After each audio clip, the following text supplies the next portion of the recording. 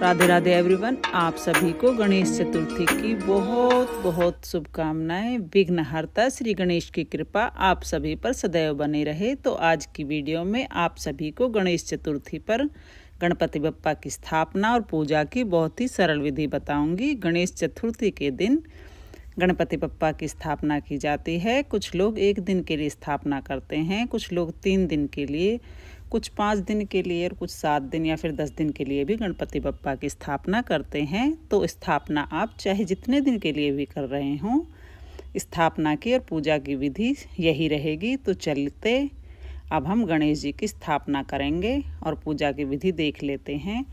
तो सबसे पहले आपको अपने घर में एक अच्छी सी जगह चुन लीजिए जहाँ पर ज़्यादा डिस्टर्बेंस ना हो, क्योंकि गणपति जी की स्थापना अगर हम एक बार कर लेते हैं तो उसके बाद हमें उस चौकी को हिलाना नहीं है। और अपने मन के हिसाब से आप डेकोरेशन भी कर लीजिए। मैंने एक चौकी ले ली है, उस पर मैंने लाल कपड़ा बिछा लिया है। और देखिए, पूजा करने वाले का मुख पूर्व की तरफ हो, यानी कि अगर जहाँ आप पूजा कर रहे हो तो आपका मुख पूर्व दिशा की हो, इस बात का विशेष ध्यान रखें। इस प्रकार चौकी पर हम अक्षत की हेल्प से स्वास्तिक बना लेंगे और इसी स्वास्तिक के ऊपर हम गणेश जी की स्थापना करेंगे। देखिए, अगर आपके पास टाइम नहीं है तो आप अक्षत या फूलों से भी आसन देकर गणपति महाराज को विराजित कर सकते हैं। कलश की स्थापना के लिए मैंने अष्टदल कमल बना लिया है, अष्टदल कमल का आसन दे दिया है। अगर आप चाहें तो चावलों की एक सिंपल सी ढेरी भी लगा सकते हैं। ये छोटी छोटी ढेरी मैंने रिद्धि सिद्धि माता के लिए लगा ली है। अब हम अपने घर के गणेश जी को विराजमान करने उनके भी हम चावल का आसन दे देंगे। और अब देखिए, इसके बाद कलश स्थापना के लिए आप एक पात्र ले लें, पीतल का, तांबे का, स्टील का हो, जो भी आपके पास पात्र हो आप ले लें। अगर नहीं है तो आप मिट्टी का पात्र भी ले सकते हैं। और देखिए, मैंने इसके कंठ पर पहले ही मोली बांध ली है और मैंने इस पर स्वास्तिक का भी चिन्ह बना लिया है। अगर आप कोई भी शुभ चिन्ह बना सकते हैं। अगर स्वास्तिक का ना बना पाए तो ओम लिख लें या श्री लिख लें। और इसके बाद हमें इसे जल भर लेना है। उसके साथ ही देखिए, हमें इसे कंठ तक भरना है, क्योंकि 10 दिन की स्थापना होती है। तो इसमें जो पत्ते आएंगे, अगर पानी कम होगा तो वो नमी ना पाकर सूखने लगेंगे। तो इसके साथ देखिए, आम के पत्ते मैंने ले लिए हैं यहाँ पर। और आपका आम के पत्ते नहीं मिलते हैं तो आप अशोक के पत्ते या पान के पत्ते भी कलश में ले लगा सकते हैं, क्योंकि 10 दिन के लिए अगर ये बना रहे हैं तो आप पान के पत्ते ना लगाएं, क्योंकि वो बहुत जल्दी ही सूख जाते हैं। और उसके बाद हमें कलश में क्या क्या डालना है, एक हल्दी, एक सिक्का, एक सुपारी, एक इलायची, एक लौंग, ये 5 चीज़ें आप कलश में डाल लें। हाँ, दुर्वा घास आप कलश में अवश्य डालें, क्योंकि भगवान गणेश जी को दुर्वा घास बहुत ही प्रिय है। एक फूल, अक्षत, रोली, चंदन, हल्दी, दुर्वा घास, सभी सामग्री आप डाल लें। और देखिए, इस अष्टदल कमल पर इसकी स्थापना कर लें और पत्ते लगाकर इस पर हम चावलों से भरा एक पूर्ण पात्र रख लेंगे।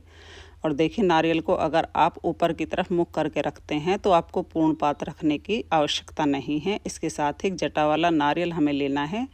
आप उसको अच्छे से हिलाकर देख लीजिए, पानी होना चाहिए उसमें। और उस पर इस प्रकार मोली लपेट लेंगे 5 बार या 7 बार। आपको विषम संख्या में ही पत्ते लेने हैं और विषम संख्या में ही मोली लपेटनी है, कंठ पर भी और नारियल पर भी।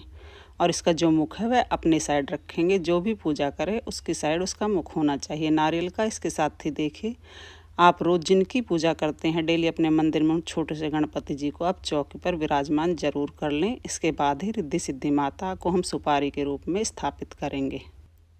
मेरे गणपति जी मंदिर के अष्ट धातु के हैं, आपके मिट्टी के हों, जिसकी आपने दिवाली पर स्थापना की हो वह गणपति आप ले लें। और उनको विराजित करने के बाद ही हम रिद्धि सिद्धि माता की, उनकी पत्नियां हैं, उनकी स्थापना करेंगे। इसके बाद हम जो गणपति जी लेकर आए हैं उनकी स्थापना करेंगे। यहाँ पर मैंने इको फ्रेंडली मूर्ति ली है गणपति जी की। आप भी कोशिश करें कि इको फ्रेंडली मूर्ति ही ले, जिससे हमारे नेचर को किसी तरह की कोई हानि ना हो। इसके साथ ही देखिए, अब हम एक दीपक की स्थापना कर लेंगे। यह देखिए, सभी की स्थापना करने के बाद मैंने दीपक की स्थापना कर ली है। और यहाँ पर हम गणपति जी की स्थापना भी कर ली है, रिद्धि सिद्धि माता की, छोटे गणपति जी की, कलश देव, सभी की स्थापना करने के बाद अब हमें पूजा शुरू करनी है। तो देखिए, स्थापना के बाद सबसे पहले हम दीपक प्रज्वलित करेंगे, उसके बाद ही अपनी पूजा को प्रारंभ करेंगे। तो सबसे पहले हमने जो छोटे गणपति हैं, रिद्धि सिद्धि माता और कलश देव, सबका पूजन पहले करना है। दुर्वा घास की मदद से गंगा जल का छींटा देते हुए भावरूपी स्नान करा लेंगे सभी को। इसके बाद ही वस्त्र की भावना से हम यहाँ पर कलावा अर्पित करेंगे गणपति जी को, रिद्धि सिद्धि माता को, और देखिए इसके बाद कलश देव को भी आपको नया वस्त्र दान करना है। गणपति जी की स्थापना के पहले दिन कर लें या आप विसर्जन के दिन भी आप इस प्रकार से एक नया वस्त्र दान कर सकते हैं। यहाँ पर मैंने लाल वस्त्र लिया है, आप पीला भी ले सकते हैं, सफ़ेद भी ले सकते हैं और इस वस्त्र को किसी ब्राह्मण को दान देना होता है। इसके साथ ही देखिए, जब हम गणपति जी को, रिद्धि सिद्धि माता को, कलश देव को, सभी को चंदन, रोली, अक्षत, पुष्प सभी सामग्री समर्पित कर देंगे। सबसे पहले हम टीका लगाएंगे चंदन से, फिर उसके बाद रोली से टीका लगाएंगे, फिर अक्षत समर्पित करेंगे और फिर सभी को पुष्प समर्पित करेंगे। ये सब हमें ठीक उसी प्रकार करना है जिस तरह से हम स्नान के बाद वस्त्र पहनते हैं, ठीक उसी तरह से हमें ये क्रम रखना है। जैसे हम स्नान के बाद फिर वस्त्र पहनते हैं, चंदन, रोली, अक्षत, पुष्प समर्पित करेंगे, फिर पुष्प समर्पित करेंगे। इसके साथ ही कलश देव को भी हम यहाँ फूलों की माला या जो फूल आपके पास हो वह अर्पित कर दें। अगर आपको उनका प्रिय गुड़हल का फूल गणेश जी का मिल जाता है, गणपति जी का, तो वह ज़रूर अर्पित करें। इसके बाद देखिए, जब हम बड़े गणपति जी को लेकर आए हैं, उनका पूजन कर रहे हैं, लेकिन उससे पहले जो कपड़ा आप लेकर ढक कर आए हैं मूर्ति पर, यहाँ मैंने उससे रुमाल से ढका है। छोटा सा रुमाल ले लीजिए, क्योंकि मेरे गणपति जी बहुत छोटे हैं, इसलिए मैंने लाल छोटा सा रुमाल है उनसे ढक लिया है। जो आप गणपति जी की मूर्ति लेकर आए हैं, वस्त्र लेकर आए हैं, उनको ढककर अवश्य लेकर आएँ, क्योंकि जब गणपति जी के पहली बार नैन खुलें तो वे आपके घर में अंदर ही खुलें। तो इस बात का विशेष ध्यान रखें और घर के किसी पुरुष से उसको हटाना होता है। इसके बाद ही देखिए, गंगा जल और दुर्वा घास की मदद से हम भाव रूपी स्नान करा देंगे। सबसे पहले हम गंगा जल से स्नान कराएंगे, फिर हम कच्चे दूध से स्नान कराएंगे और फिर उसके बाद दोबारा से दुर्वा जल से छींटा देकर हम दोबारा जल से स्नान कराएंगे, साफ जल से गणपति जी को। और उसके बाद देखिए, अगर आप वस्त्र लेकर आए हैं गणपति जी के तो वह उन्हें धारण करवाएं। अगर आप वस्त्र नहीं लेकर आए हैं तो स्नान के बाद उन्हें वस्त्र समर्पित करने के लिए हम कलावा रूपी वस्त्र समर्पित कर देंगे या जनेऊ यज्ञोपवीत अर्पित कर देंगे। अगर आप वस्त्र नहीं लेकर आए हैं तो आप सभी को कलावे रूपी वस्त्र भाव करते हुए अर्पित कर सकते हैं। इसके बाद हम गणपति जी को चंदन से तिलक करेंगे। चंदन से तिलक करने के बाद हम रोली से तिलक करेंगे, कुमकुम से तिलक करेंगे, लाल गुलाल अगर आपके पास हो तो उससे अवश्य तिलक करें। फिर हम उन्हें अक्षत समर्पित करेंगे गणपति जी को। गणपति जी को रोली, सिंदूर, कुमकुम सभी कुछ अर्पित कर सकते हैं। साथ में ही उन्हें लाल गुलाब ज़रूर चढ़ा देंगे। अगर आपके पास गुड़हल का फूल आपको मिल जाता है तो बहुत ही अच्छा है, क्योंकि गणपति जी को गुड़हल का फूल बहुत ही ज़्यादा पसंद है। मेरे पास लाल गुलाब भी है और गुड़हल का फूल भी मैं उन्हें अर्पित कर रही हूँ। अगर आपको गुड़हल का फूल नहीं मिलता है तो आप उन्हें लाल गुलाब चढ़ा सकते हैं। और हम गणपति जी को इसके साथ ही देखिए, गणपति जी की पूजा में सबसे मुख्य होती है दुर्वा घास। तो दुर्वा घास आप उन्हें ज़रूर समर्पित करें, किसी भी पार्क से ले आएँ। इकट्ठी दुर्वा घास कभी बासी नहीं होती है।